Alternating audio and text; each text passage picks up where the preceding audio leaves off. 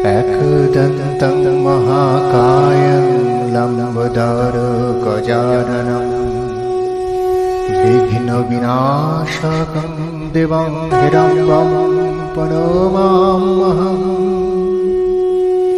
এর অর্থ হল যিনি খর্বাকৃতি, স্থূল শরীর, লম্বোদর, গজেন্দ্র বদন, অথচ সুন্দর নিঃসৃত মুখমণ্ডল থেকে গন্ধে প্রলুব্ধ ভ্রমর সমূহের দ্বারা যাহার গণ্ডস্থল ব্যাকুলিত, যিনি দন্তাঘাতে শত্রুর দেহ বিদারিত করিয়া তাহার দন্ত দ্বারা নিজ দেহে সিন্দুরের শোভা ধারণ করিয়াছেন, সেই পার্বতী পুত্র সিদ্ধিদাতা গণপতিকে বন্দনা করি।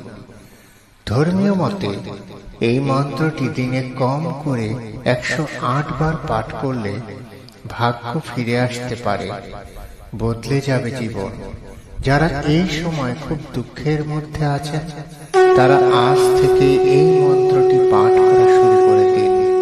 কে বলতে পারে, হয়তো সুখের দিন আর কয়েকদিনের মধ্যেই দরজায় কড়া নাড়তে পারে। শ্রী গণেশের ধ্যান মন্ত্র। ওম খর্বং স্থূলতনুং গজেন্দ্রবদং লম্বোদরং সুন্দরং প্রশান্তং মোদগন্ধলুব্ধ মধুপবালোলগণ্ডস্থলম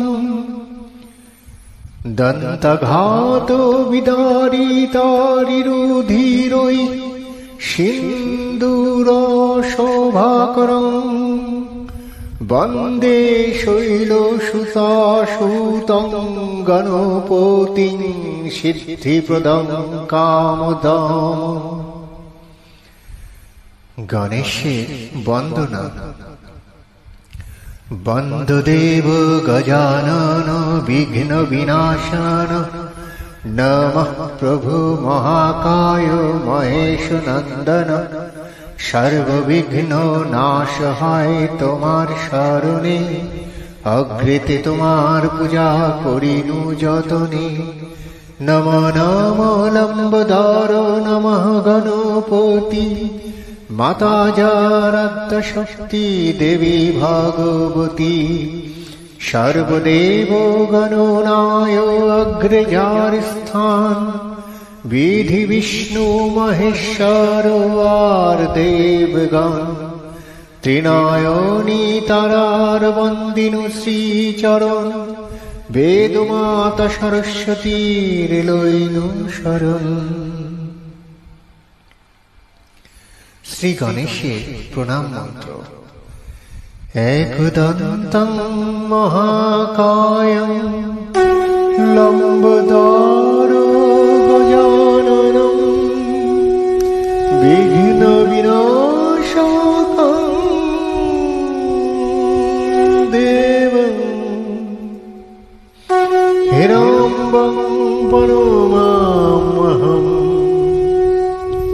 যিনি একদন্ত, মহাকায়, লম্বোদর, গজানন এবং বিঘ্ন নাশকারী, সেই হিরণ্যদেবকে আমি প্রণাম করি।